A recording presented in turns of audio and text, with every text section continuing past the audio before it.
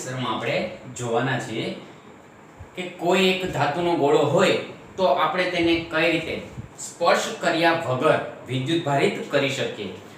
એને ધન વિદ્યુત ભારિત કઈ રીતે કરી શકાય અને એમને ઋણ વિદ્યુત ભારિત કઈ રીતે કરી શકાય. જે NCERT ની ટેક્સ્ટ બુક નું ઉદાહરણ પહેલું છે, પહેલું ચેપ્ટર અને પહેલું ઉદાહરણ ખૂબ જ સરળ છે અને જરૂરી પણ છે સમજવા માટે કે ખરેખર આપણે કઈ રીતે કોઈ પણ ગોળાને વિદ્યુત ભારિત કરી શકાય છે સ્પર્શ કર્યા વગર. અને એ જ ઘટનાને આપણે આગળના લેક્ચરમાં શીખી ગયા, જેને કહેવામાં આવે છે વિદ્યુત ભારનું પ્રેરણ અથવા તો પ્રેરણ દ્વારા કોઈ પણ પદાર્થને વિદ્યુત ભારિત કરવાની રીત.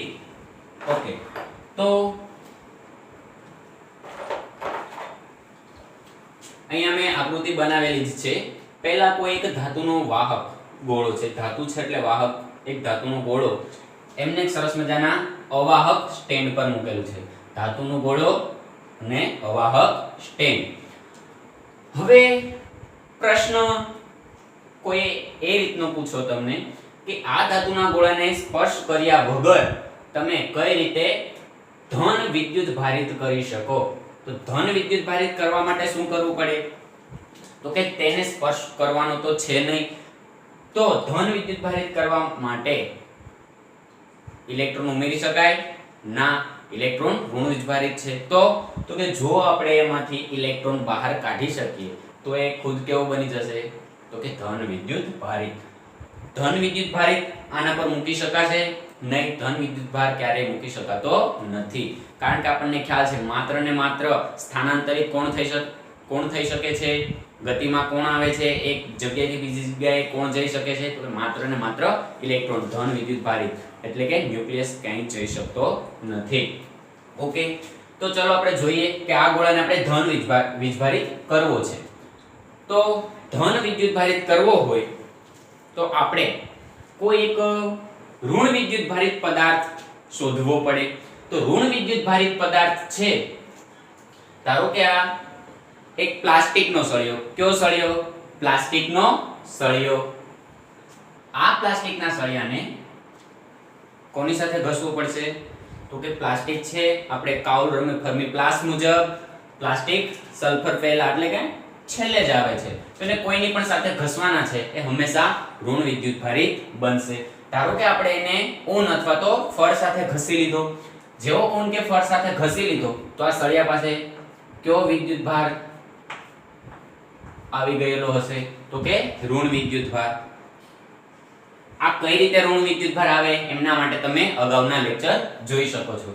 હવે જેવો આ પ્લાસ્ટિકનો સળિયો જો અહીંયા સ્પર્શ કરાવવાનો છે નહીં, જેવો પ્લાસ્ટિકનો સળિયો આ જે ધાતુના ગોળાની નજીક લાવવામાં આવશે તો ધાતુના ગોળામાં ઓરડાના તાપમાને એટલે કે ઓરડાનું તાપમાન 27 ડિગ્રી સેલ્સિયસ લઈએ તો 300 કેલ્વિન તાપમાને અમુક મુક્ત ઇલેક્ટ્રોનો હશે. તો આ મુક્ત ઇલેક્ટ્રોન છે એ શું કરશે? તો કે આ રહેલા ઋણ વીજભારને લીધે અપાકર્ષણ અનુભવશે. શું અનુભવશે? અપાકર્ષણ. કારણ કે અહીંયા ઋણ વિદ્યુત ભાર છે તો ક્યારે ઇલેક્ટ્રોન છે એ ઇલેક્ટ્રોનને આકર્ષતા નથી. તો આ જે ઋણ વિદ્યુત ભારના અપાકર્ષણને લીધે ધાતુના ગોળામાં રહેલા મુક્ત ઇલેક્ટ્રોન તો કે જેટલા બને એટલા દૂર જવાની કોશિશ કરશે. દૂર ચાલ્યા ગયા. દૂર શા માટે બારોબાર ન નીકળી ગયા? શા માટે ધાતુના ગોળાથી બહાર ન છટકી ગયા? તો કે અહીંયા છેલ્લી સપાટી આવી ગઈ, એ પછી હવા છે અને હવા છે એ અવાહક છે, તેમાંથી ઇલેક્ટ્રોન પસાર થઈ શકતા નથી. અમુક કન્ડિશન લાગુ. ઓકે, તો જો આ તરફનો ભાગ ઋણ વિદ્યુત ભારિત થયો હોય તો અહીંયા જે રહેલા પરમાણુઓ છે એમાંથી અમુક મુક્ત ઇલેક્ટ્રોન, જે સંયોજકતા કક્ષામાં રહેલા ઇલેક્ટ્રોન છે એ મુક્ત થઈ ગયેલા હશે. તો અહીંયા અમુક જે પરમાણુઓ છે એ ધન વિદ્યુત ભાર ધરાવતા કહેવાય. કેવો વિદ્યુત ભાર? ધન વિદ્યુત ભાર. તો આપણે શું કહી શકીએ કે અહીંયા ઇલેક્ટ્રોન ચાલ્યા ગયા તો આ તરફનો છેડો છે એ કેવો વીજભાર ધારણ કરશે? તો કે ધન વીજભાર. અને ઇલેક્ટ્રોન સળિયામાં રહેલા ઇલેક્ટ્રોનના અપાકર્ષણના લીધે તો કે ગોળાની બીજી તરફ ચાલ્યા ગયા હશે. ઓકે, હવે જોઈએ આપણે સળિયા પર કયો વિદ્યુત ભાર છે? ઋણ વિદ્યુત ભાર છે. ઋણ વિદ્યુત ભાર છે તો આપણે કહી શકાય કે તેમની સાથે આકર્ષણ તરીકે કોણ હશે તો કે ધન વીજભાર. જો અહીંયા વચ્ચે ગેપ છે તો આ બંને એકબીજા સાથે સંયોજાઈ શકશે નહીં. અહીંયા કયો વિદ્યુતભાર છે? ઋણ વિદ્યુતભાર. હવે આપણને ખ્યાલ છે કે ઇલેક્ટ્રોન છે ગતિ કરી શકે છે. હવે જો આપણે અહીંયા કોઈ એક ધાતુનો વાહક તાર, ધારો કે તાંબાનો છેડો, અહીંયા જે જમીન છે એમાં કોઈ પણ જગ્યાએ ખાડો કરી અને જો એને અંદર દાટી દેવામાં આવે, જેને આપણે કહેલું છે અર્થિંગ. તો જો અહીંયા એક ધાતુનો છેડો ધાતુના ગોળા સાથે વાહક તાર જોડી અને એને અર્થિંગ કરી દેવામાં આવે. હવે અર્થિંગ છે એને કઈ રીતે દર્શાવવામાં આવે?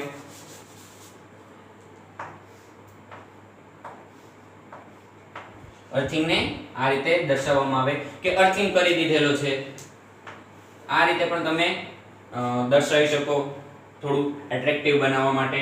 તો જો હવે અહીંયાથી ધાતુના જે તરફ ઋણ વિદ્યુત ભારો રહેલા છે એ તરફથી એક વાહકતા જમીનમાં જવા દો તો ઇલેક્ટ્રોનનો સ્વભાવ શું? તો કે અહીંયા ઇલેક્ટ્રોન છે હંમેશા શું કરવાના છે? આ મુક્ત ઇલેક્ટ્રોન તો કે આ સળિયાના ઇલેક્ટ્રોનના અપાકર્ષણ બળને લીધે જેટલા બને એટલા વધારે દૂર જવાની કોશિશ કરશે. હવે આ ઇલેક્ટ્રોન છે એમને અહીંયાથી રસ્તો મળી ગયો અને પૃથ્વી છે એ આપણે વાહક અને અવાહકના ટોપિકમાં જોઈ ગયા કે પૃથ્વી સારી એવી વાહક તરીકે વર્તે છે. તો પૃથ્વીમાં આ જે ઇલેક્ટ્રોન છે એ વાહક તાર મારફતે ક્યાં ચાલ્યા જશે? પૃથ્વીમાં ચાલ્યા જશે. હવે જુઓ આ ધન વીજભાર તો અહીંયા છે જ. ચલો આપણે એ આકૃતિ અહીંયા દર્શાવી દઈએ.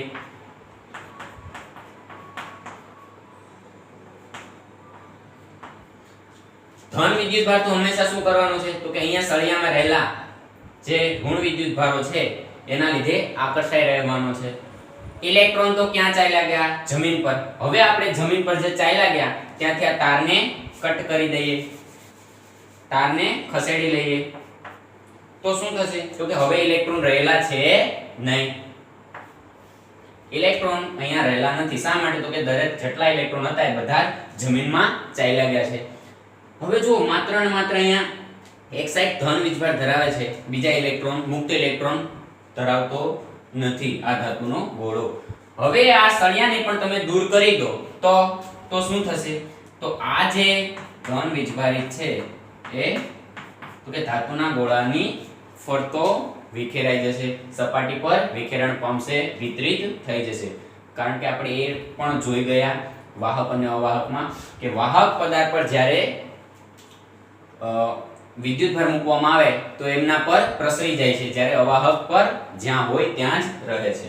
તો જુઓ આ સંપૂર્ણ પ્રક્રિયામાં આપણે સળિયાને જે વિદ્યુતભારિત સળિયો હતો એને ધાતુના ગોળા સાથે ટચ કરવા દીધો જ નથી, સ્પર્શ કરાવેલો છે જ નહીં. તો પણ જુઓ લાસ્ટમાં આ જે ગોળો હતો એ કેવો બની ગયેલો છે?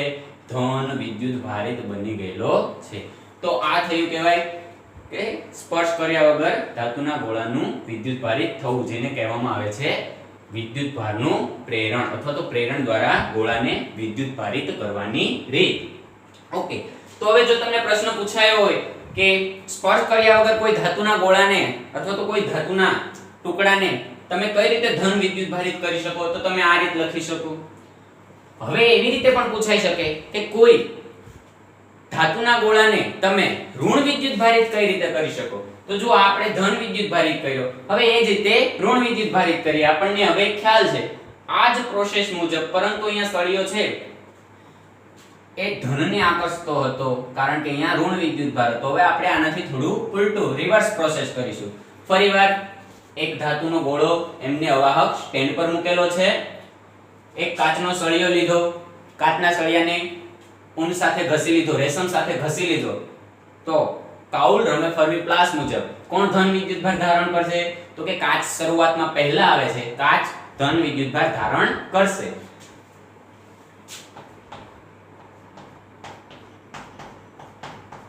કાચ ધન વિદ્યુતભારિત થઈ ગયો. હવે એને ફરી અહીંયા જેમ મેં પ્રોસેસ બતાવી એ જ રીતે સળિયાને આ રીતે તમે લઈ ગયા, કોની નજીક? ગોળાની નજીક લઈ ગયા. સ્પર્શ કરાવવાનો છે નહીં. તો શું થવાનું છે? તો ગોળામાં રહેલા મુક્ત ઇલેક્ટ્રોન કોના લીધે હોય? તો કે તાપમાનના લીધે. ગોળામાં રહેલા મુક્ત ઇલેક્ટ્રોન ધન વિદ્યુતભાર તરફ આકર્ષાવાના. તો જો ધન વિદ્યુતભાર તરફ ઇલેક્ટ્રોન આકર્ષાઈ ગયા તો બીજી સાઈડ જે રહી ગઈ, જે બાકીની બચેલી છે એ કેવી થઈ જશે? તો કે ધન વિદ્યુતભારિત, કારણ કે ત્યાં રહેલા અમુક મુક્ત ઇલેક્ટ્રોન પણ આ તરફ આવી ગયેલા છે. તો એ છેડાને આપણે કેવો ધારી શકીએ? ધન વિદ્યુતભારિત કહી શકીએ. હવે સળિયો ધન વિદ્યુતભારિત છે.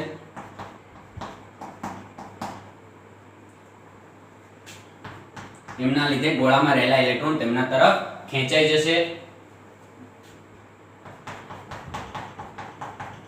અહીંયા ધન વિદ્યુતભાર છે. ફરીવાર તમારે બનાવો છે ઋણ વીજભારિત, તો પણ અહીંયા જે ધન વિદ્યુતભાર છે એનું શું કરી દો? ગ્રાઉન્ડિંગ કરી દો. અર્થિંગમાં છેડો આપી દો. એક વાહક તાર લઈ ધાતુના બીજા છેડા તરફ જોડી, જે તરફ સળિયો રાખેલો છે એનાથી વિરુદ્ધ દિશામાં તારને જોડી અને ક્યાં જવા દેવાનો છે? તો કે જમીનમાં જવા દેવાનો છે ઊંડાણ સાથે. શું થવાનું છે? તો કે આ ધન વિદ્યુતભાર છે ક્યાં ચાલ્યો જશે? તો કે જમીનમાં ચાલ્યો જશે. હવે અહીંયા પ્રશ્ન, ધન વિદ્યુતભાર ક્યારેય જમીનમાં જઈ શકતો નથી. તો કઈ રીતે ઋણ વિદ્યુતભારિત થશે આ? તો શું થશે? જમીનમાં પણ અસંખ્ય ઇલેક્ટ્રોનો રહેલા હોય છે. તો આ જે ધન વિદ્યુતભાર છે એ હંમેશા શું કરવાનો છે? ઇલેક્ટ્રોનને તેમના તરફ ખેંચવાનો છે. તો જમીનમાં રહેલા ઇલેક્ટ્રોન છે એ ગોળા તરફ આવી જશે અને પ્લસ અને માઈનસ બંને સંયોજાય તો શું થાય? એકબીજાની અસર નાબૂદ કરી દે. તો અહીંયા ઇલેક્ટ્રોન ગોળા તરફ આવશે. તો જુઓ, પહેલા જે ગોળો હોય એ તો વિદ્યુતની દ્રષ્ટિએ કેવો હોવાનો? હંમેશા તટસ્થ હોવાનો છે. અહીંયા -5 ઇલેક્ટ્રોન દેખાઈ રહ્યા છે, તો અહીંયા +5 ધન વિદ્યુતભાર દેખાઈ રહ્યા છે. ખરેખર ગોળો વિદ્યુતની દ્રષ્ટિએ કેવો છે? હજુ સુધી તટસ્થ છે. પરંતુ જ્યારે ગ્રાઉન્ડિંગ કરી દેવામાં આવે તો પૃથ્વીમાં રહેલા ઇલેક્ટ્રોન ક્યાં આવી જશે? તો કે આ જે ધન વિદ્યુતભાર છે એના આકર્ષણના લીધે ગોળા પર આવી જશે. તો જો આ કન્ડિશન અહીંયા આપણે દર્શાવીએ, માઈનસ તો હંમેશા સળિયા તરફ આકર્ષાઈને જ રહેવાના છે. અહીંયાથી જે ઇલેક્ટ્રોન આવ્યા એ આ પ્લસ પ્લસ પ્લસ ની સાથે સંયોજાઈ જશે. આ પ્લસ પ્લસ પ્લસ પ્લસ છે એને આપણે એવું કહી શકીએ કે પરમાણુ હતો એની સંયોજકતા કક્ષામાં રહેલો એક મુક્ત ઇલેક્ટ્રોન જેની ખાલી જગ્યા હતી, કારણ કે ઇલેક્ટ્રોન ક્યાં આવી ગયેલો છે? તો કે સળિયા તરફ. એ ખાલી જગ્યા છે તો એ ખાલી જગ્યામાં ઇલેક્ટ્રોન ક્યાંથી આવી ગયો? તો કે જમીનમાંથી આવી ગયો. તો હવે એ પરમાણુ કેવો થઈ ગયો? વિદ્યુતની દ્રષ્ટિએ તટસ્થ. આ દરેક પરમાણુ વિદ્યુતની દ્રષ્ટિએ ગોળાની અંદર તટસ્થ થઈ ગયા. પરંતુ આ જુઓ, 5 ઇલેક્ટ્રોન છે એ અહીંયા આકર્ષાયેલા છે અને કેવા છે? મુક્ત. તો હવે જ્યારે તમે આ વાહક તાર જે જમીન સાથે જોડેલો છે એમને દૂર કરી દો તો શું થશે? તો કે આ તો ધન વિદ્યુતભાર હતો, ઇલેક્ટ્રોન ખેંચી લીધા હતા, એ તો કેવી કન્ડિશન થઈ ગઈ? તો કે તટસ્થ જેવી. આ જે મુક્ત ઇલેક્ટ્રોન છે એ સળિયા તરફ આકર્ષાયેલા રહેવાના છે. હવે જ્યારે સળિયો દૂર કરી લેવામાં આવે તો શું થશે? તો ફરી આપણી જે વાત હતી એ કે ઋણ વિદ્યુતભાર છે એ ગોળાની સંપૂર્ણ સપાટી પર વિતરિત થઈ જશે. તો જો અહીંયા પણ આપણે એક પણ ધાતુના ગોળાને ટચ કરેલો છે નહીં, સ્પર્શ કરેલો છે નહીં, તો પણ જુઓ કેવો વિદ્યુતભારિત થઈ ગયો? ઋણ વિદ્યુતભારિત થઈ ગયો. એક વસ્તુ યાદ રાખજો, અહીંયા ધન વિદ્યુતભારિત થયો તો ગોળા પરથી ઇલેક્ટ્રોન જમીનમાં ચાલ્યા ગયા. અને જ્યારે કોઈ ધાતુના ગોળાને ઋણ વિદ્યુતભારિત કરવો હોય તો શું થાય? તો કે કરવાનું તો અર્થિંગ જ છે, ગ્રાઉન્ડિંગ જ કરવાનું છે, જમીનમાં જ છેડો જવા દેવાનો છે. પરંતુ યાદ એ જરા રાખવું કે ધન વિદ્યુતભાર ગતિ કરીને જમીનમાં જતો નથી, પરંતુ જમીનમાં રહેલા ઇલેક્ટ્રોન ક્યાં આવી જાય છે? ગોળા પર આવી જાય છે. તો જુઓ, તટસ્થ હતો, વધારાના ઇલેક્ટ્રોન ક્યાં આવ્યા? ગોળા પર. તો ગોળો કેવો થઈ જવાનો છે? ઋણ વીજભારિત. અહીંયા શું હતું? ગોળો તટસ્થ, ઇલેક્ટ્રોન હતા જે એ પણ ક્યાં ચાલ્યા ગયા? જમીનમાં. ઇલેક્ટ્રોન ઓછા, પ્રોટોન વધારે, તો ગોળો કેવો થવાનો છે? ધન વિદ્યુતભારિત. તો મિત્રો તમે આ રીતે સરસ ઉદાહરણ છે અને સાવ સરળ છે, યાદ રાખી શકો આરામથી. અને પુસ્તકમાં માત્ર એક જ આપેલું છે ધન વિદ્યુતભારિત, તમે આ રીતે ઋણ વિદ્યુતભારિત પણ બનાવી શકો. આગળના લેક્ચરમાં આપણે અભ્યાસ કરવાના છીએ વિદ્યુતભારોના મૂળભૂત ગુણધર્મો વિશેનો વિદ્યુત ભારોનો બેઝિક સરવાળો કઈ રીતે કરી શકાય, કઈ રીતે થાય છે, વિદ્યુત ભારનું ક્વોન્ટમીકરણ સમજવાનું છે કે ક્વોન્ટાઇઝ છે, કન્ટિન્યુઅસ છે નહીં તેમનું મૂલ્ય, અને એમના પછી જે અગત્યનો વિદ્યુત ભારનું સંરક્ષણ થાય છે એ આપણે આગલા લેક્ચરમાં જોઈશું. જય હિન્દ.